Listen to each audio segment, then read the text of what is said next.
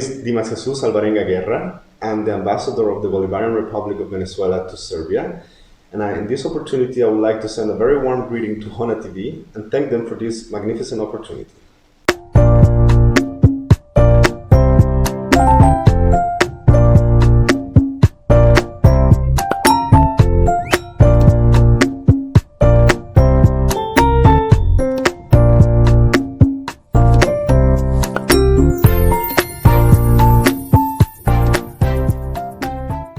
Hello dear viewers, we are in the Embassy of Bolivarian Republic of Venezuela, where we are kindly hosted by the Ambassador, His Excellency Mr. Dimas Alveranga. Hello, how are you?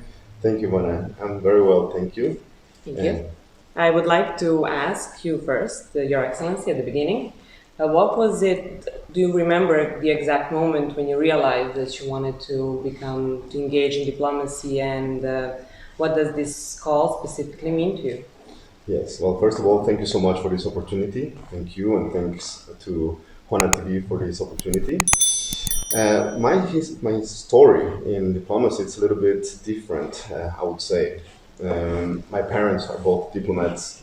My mother is a career diplomat, and actually she was pregnant with me when she started her career. So it's safe to say that I was born within our Ministry of Foreign Affairs. Later on her career, she was sent to different posts around the world. I've lived in 6 different countries. And I was, let's say, going with her and also observing her career. Throughout this time, I didn't really see myself in diplomacy, if I'm honest. That's why I said, my story is a little bit particular. Although I did admire very much her work, also my father joined the diplomatic career later on, in the year 2000.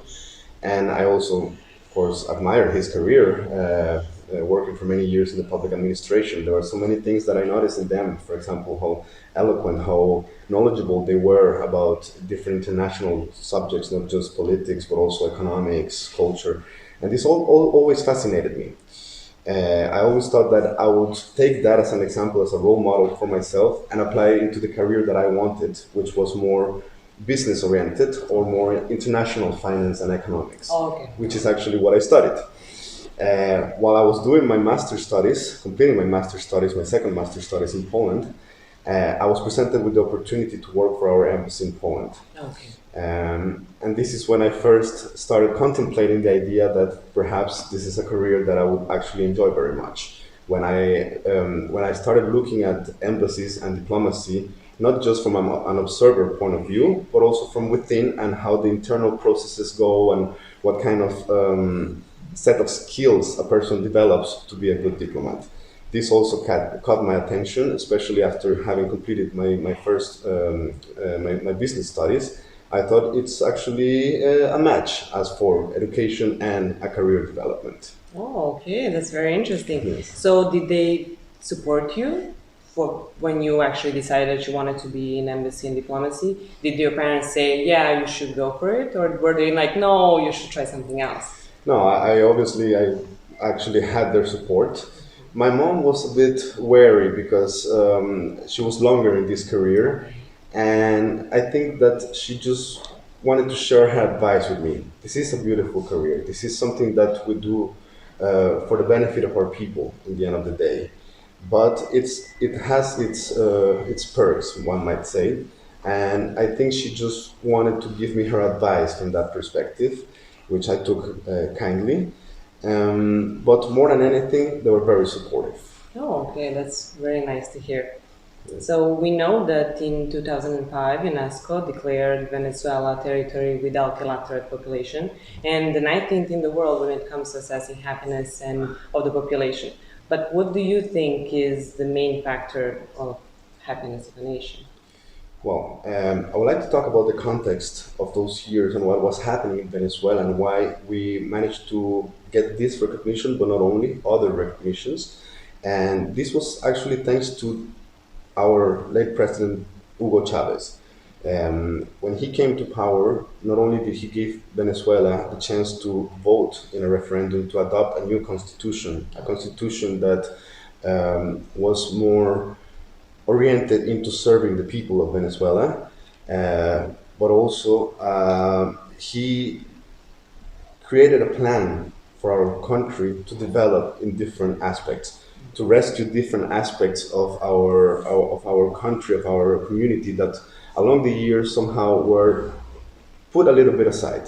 So he created something that he called the social missions. He did a very strong social reform, putting the human being at the center of focus of this reform. So these missions, social missions, they cover different areas: health, education, food distribution,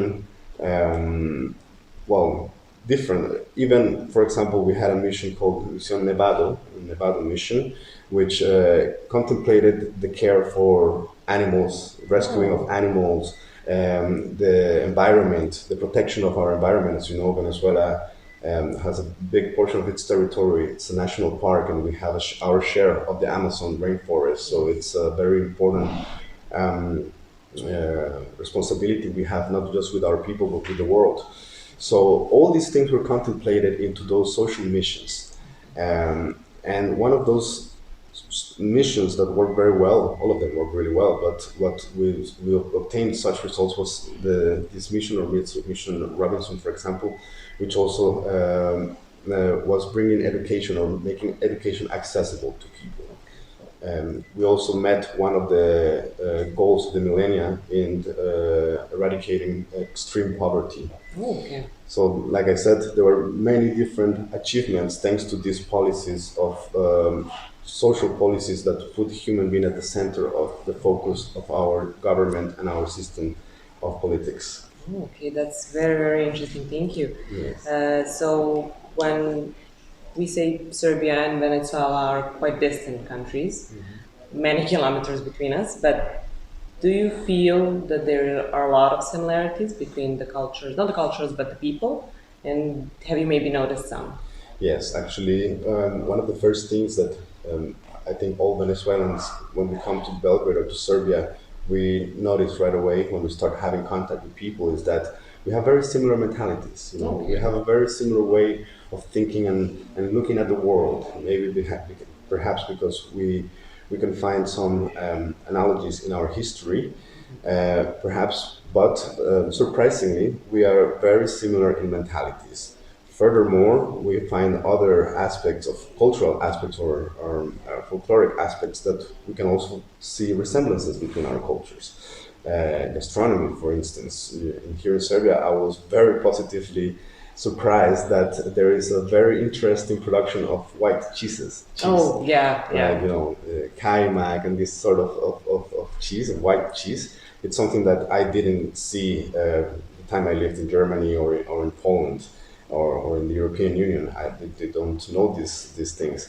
We in Venezuela, we also have such thing. So in a way, it made me feel a lot like at home. Not only with the people, but also the parts of the culture and gastronomy. Like that. Oh, yes, okay, yes. Okay, very nice.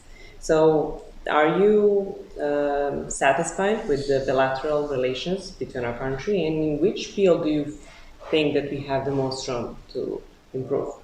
Yes, so I'm very happy with the state of our bilateral relations. You know, with the people of Serbia, with the representatives in the government of Serbia, we always part from identifying ourselves, Venezuela and Serbia, in principles of territorial integrity, respect for international law, the unalienable right of the people to autodetermination. So we coincide in those particular points, and that has given us a floor for having the best political relations that one can think of. We see each other as friendly countries, brothers and sisters. And the aspect where we are orienting the development or the furthering strengthening of our bilateral relations, it's economic field. We identified complementarity. You know, our economies are somehow completing to one another, and we believe that the step further to take is to strengthen our economic relationships. Recently, we had here in Belgrade our Minister of Foreign Affairs from Venezuela together with a delegation, they came to attend the high-level commemorative event of the 60th anniversary of the non-aligned movement. And a lot of the things we talked in our bilateral relationship with the Minister of Foreign Affairs of Serbia, Mr.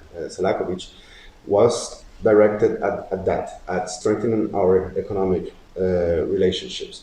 So we are talking about a future opening of a flight between Caracas and Belgrade.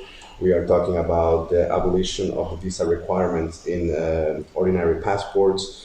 So we have some work ahead of us, but very positive one, because it will all translate into the bringing closer of our peoples.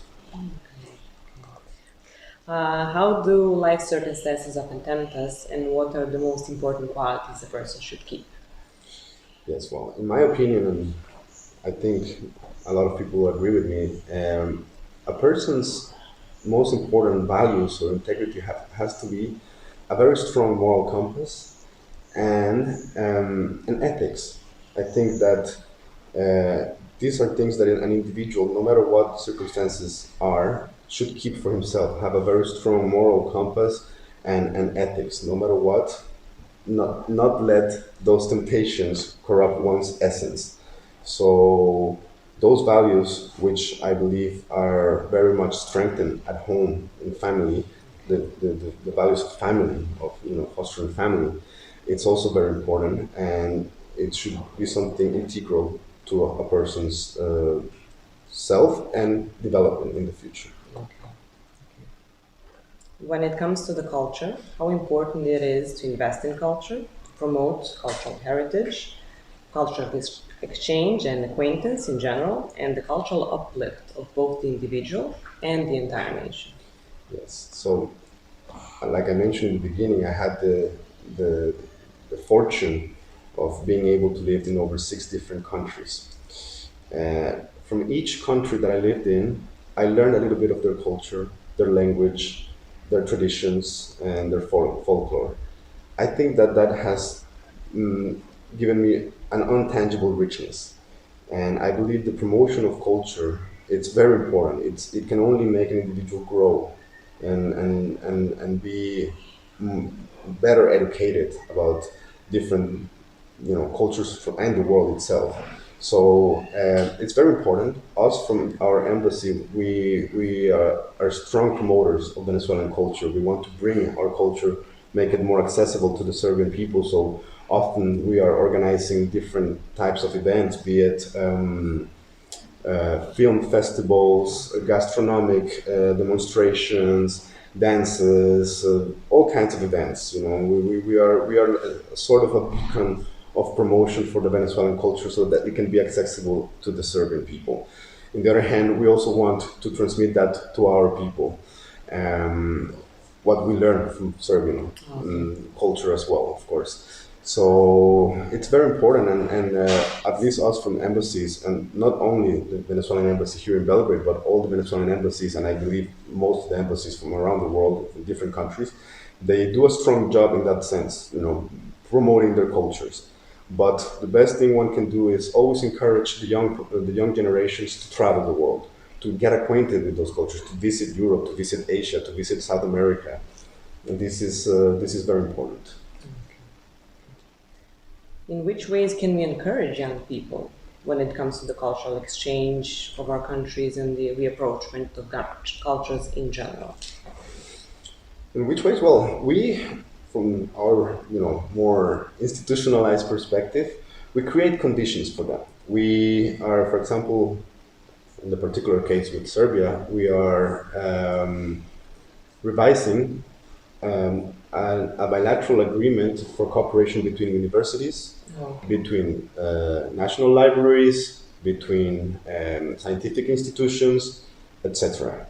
So we create the conditions. If we have exchange programs, for example, between Venezuela and Serbia, we would encourage young people in Venezuela and in Serbia, from university or even from school grades, to travel, to participate in these exchange programs and go to a foreign country, learn a new language, learn a new culture. This is from our perspective. Of course, there's many more tools at the disposal of the young generations for this, but the main point is for them to explore the world.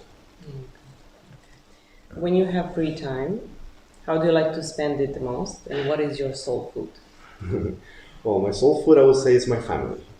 I have two small boys, two small children, and one baby on the way. Oh, nice. So I usually find my refuge back at home with family and activities that we as family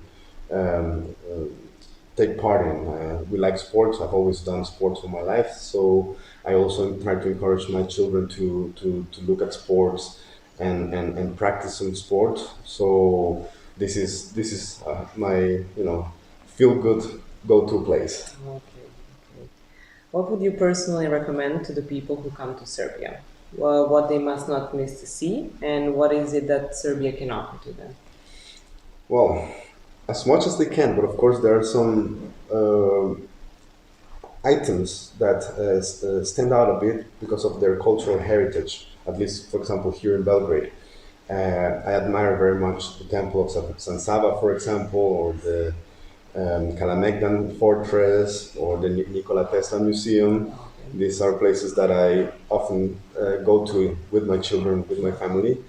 But at least for Venezuelan people and the way that our idiosyncrasy or the way we are, I believe that when they come to Serbia, it will be so natural to them because the people here are open-minded. They are very similar in mentality to us, like I've mentioned previously. So it will be very natural to them to get acquainted with the Serbian culture, and then they will absolutely, for certain, try the gastronomy, and I guarantee they will be in love.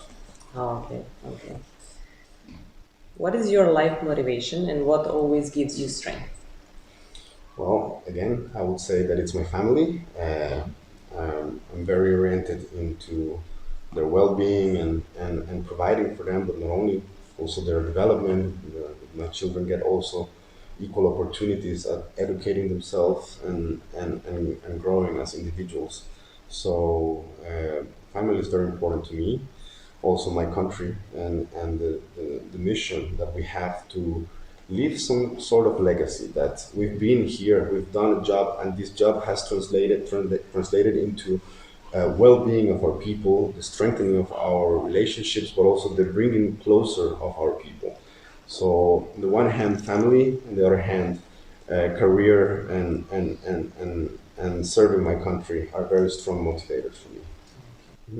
In Venezuela, do you believe that women are happy, that they are protected, that they are free to do whatever they want? So yes, in general, I would say yes. Our women are very happy, very satisfied, and we have something that I mentioned before also to thank for creating conditions that are equal to women and men. And I mentioned the constitution that our former President Chavez gave us, and in this constitution, I think it was the first one in the world that actually recognized the job of a housewife as an actual job. Okay. It's remunerated by the state, and the more and more the conditions have been better and equalized in all ways for both men and women. But we find that nowadays in Venezuela, I don't know exactly the numbers, but there's so many women empowered, being ministers, vice ministers, occupying a lot of the high level positions and all kinds of positions in our institutions. I think that the conditions are very favoring Venezuela for both men and women, but we see that the Venezuelan women is very much empowered. We have a let's say, not a tradition, but our women are very much fierce and in search of a career and in search of overcoming themselves and occupying these positions. So I think we are doing a great job in that sense, and Venezuelan women are generally very happy. Okay. So since this is technically women television, we would like to ask you to give a message to all the women out there, here in Serbia and in Venezuela. What can I say? Women are the givers of life, I can do nothing but admire them and congratulate them and always stand on their side as equals and basically thank them for all the complementarity they give to us. At the end of the show, we have a question. If the destiny of the world was in your hands for one day and you had a magic wand, what would the world look like? Well, for once, the world will be a place in peace. Also, there will be no hunger in the world, and there will be justice. There will be an equal distribution of the richnesses of the world. And these, I think, are the most important things that we need to promote. Our government in Venezuela promotes things, but I also identify with them strongly. Peace, justice, and equality and fairness. So if for one day I could change the order of the world, this, first of all, no conflicts, enough with this strong investment in the militaristic, war machines. It's enough. We don't need that. We can do so much better with those resources in eradicating poverty, hunger, into making justice, into creating conditions for the people of the world to have equal opportunities in life. So I think that would be it. Very noble of you to say that. Your Excellency, thank you very much for being our guest today. We wish you best success in all your future plans. Thank you. Thank you so much. Thank you for this opportunity. It was my pleasure, and I also wish you all the best. Thank you. Dear viewers, thank you for being with us in another edition of the show World from Another Angle.